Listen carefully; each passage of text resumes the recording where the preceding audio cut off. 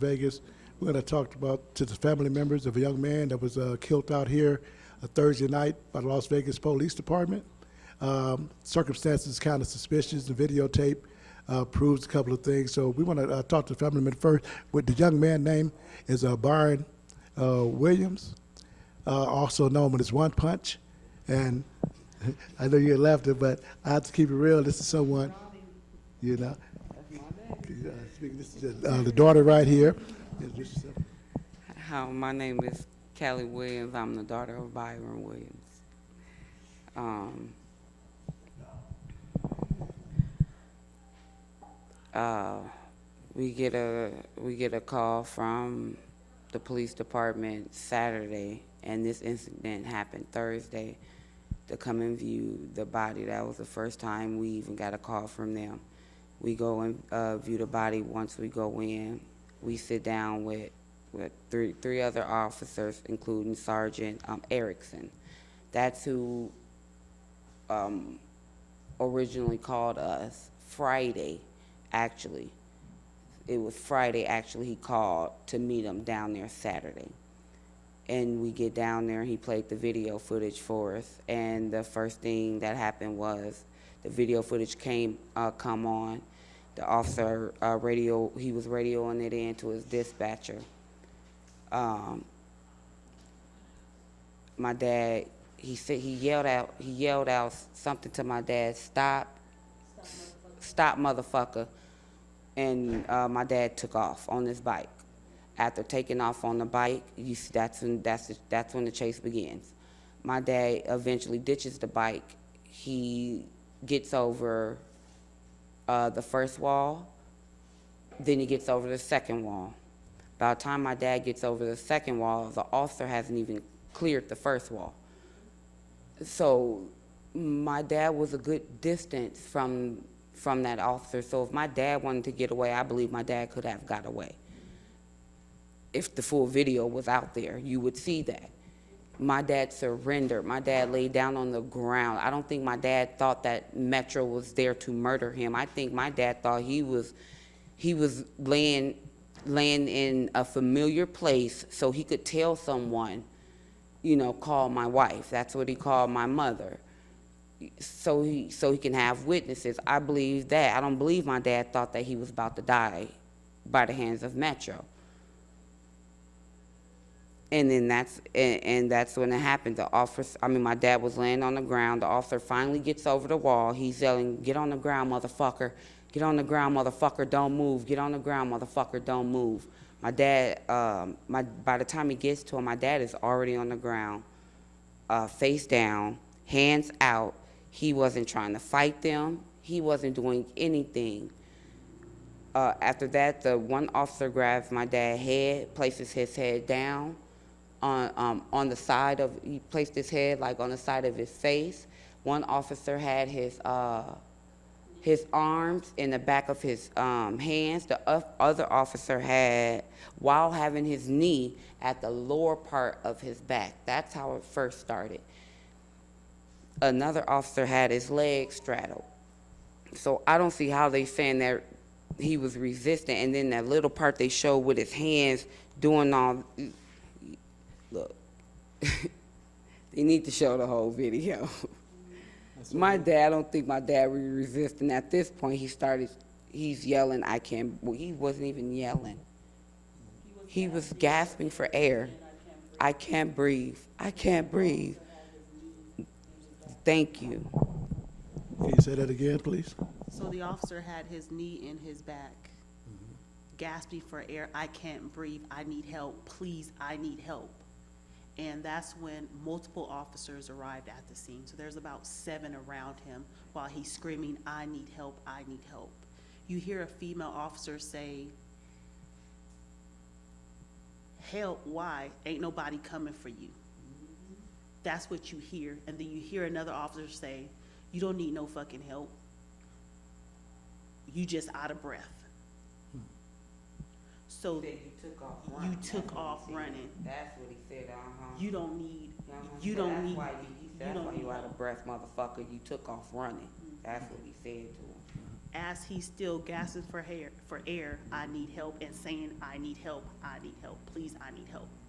At this point, they try to pick him up. And the officer says, get up, motherfucker, or we're gonna drag you. So then the two officers said, all right then, motherfucker, and they picked him up. And on the video, you can see where they're holding him up, and then my uncle just kind of go limp. At that point, the officers did exactly what they said. They're gonna fucking drag him. So they drug him all the way around the corner, and they placed him back on his stomach. Not on his side, back on his stomach. And the officers proceed to talk to each other like it's just a casual conversation. Hey, good job.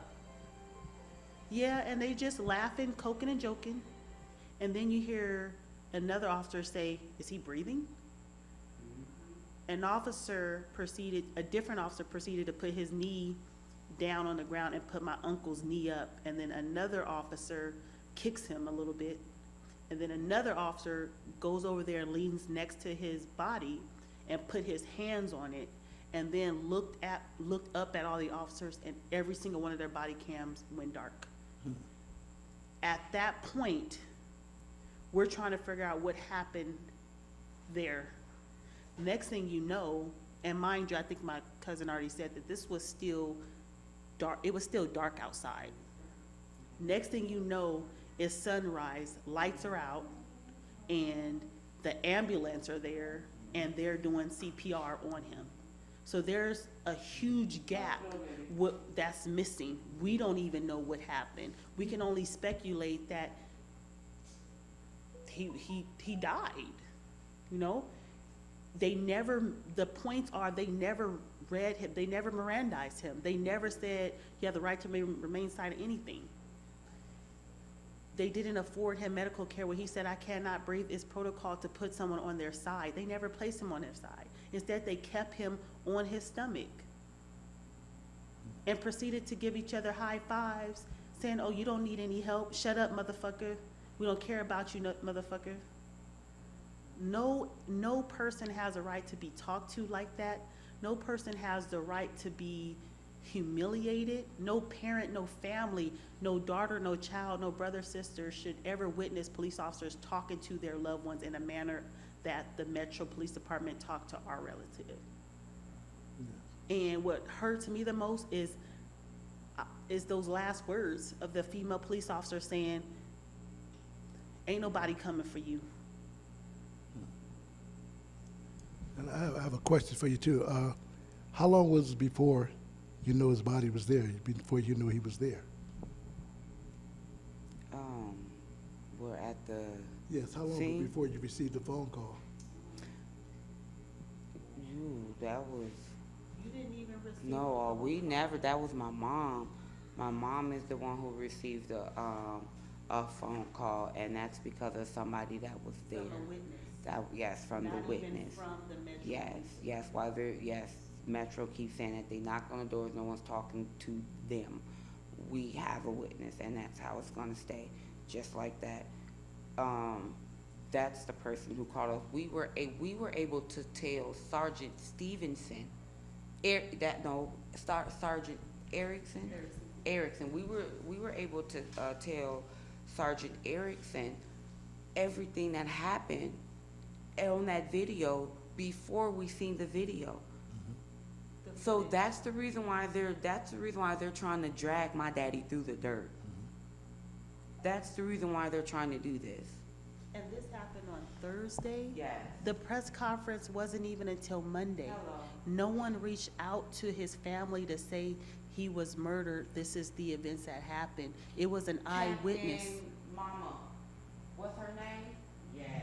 Captain Yes reached sent out her Sunday, cousin. condolences on yesterday, She which reached still out. is over, what, 72 hours? Mhm, Or so? mhm. 72 hours later. And she told me she didn't know what this world was coming to. And I stopped her and told her, I don't need you to explain anything to me. You making this phone call explains everything to me. I apologize that you guys even have a job that Sergeant Erickson, I told him, I apologize, but you guys got a job investigating your officers. The forced investigation team, the forced investigation team. Okay. So what's the next step now? What do you plan on doing now? And did the police department or any other organizations reach out to you? We've had, not after the captain. No one else has reached out, but we've been having organizations reach out to us. Miss, what's her name? I don't want to pronounce it wrong, cousin. Trajectory project? Yes, she has been wonderful trying to get it out there. My brother Jeffrey, he's been helping and getting it out there. So You have another voice now, because we're here at Urban Star Media. We're going to make sure the story's told. We're here to tell the community story. We want to be the voice of the people. So we're not going to hijack anything you said. We're going to tell the story as it is. Let your voice be heard.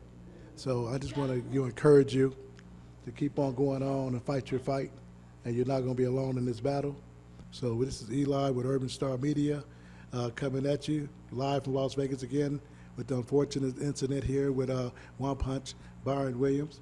And we want to bring some justice to this here. So we'll be right back at you. Y'all stay tuned and try to send a word of prayer for the family. Thank you. Come and check it out.